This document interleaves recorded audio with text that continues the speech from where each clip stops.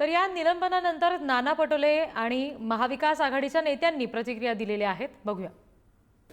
शेतकरी विरोधी जे सरकार आहे हे सरकार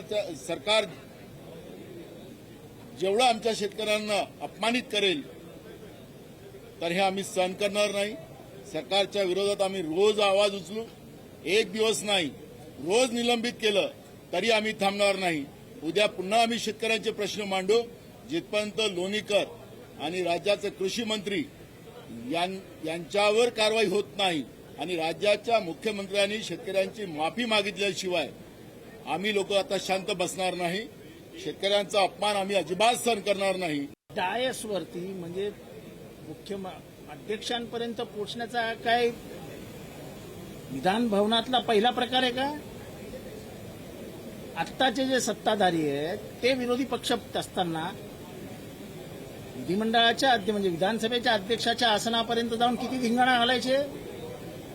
नाना तर फार लांब होते, नाना अध्यक्षांपासून फार लांब होते आणि ते एकटेच होते।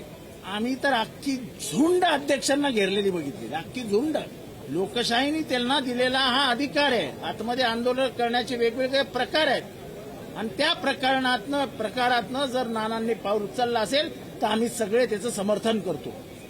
सगळ्यात धक्कादायक गोष्ट ही आहे की महाराष्ट्राच्या विधान भवनात निलंबन होणं कदाचित आधी वाकडं कोणी वागलं असेल त्याच्यामुळे निलंबित झाले असतील, पण पहिल्यांदा कदाचित असं होत आहे की शेतकऱ्यांचा आवाज उठवण्यासाठी, शेतकऱ्यांचा जो अपमान झाला त्याच्या विरोधात आवाज उठवण्यासाठी कोणीतरी निलंबित झालेला आहे। मला वाटतं हा एक भयानक पायंडा आपण पाडलेला आहे।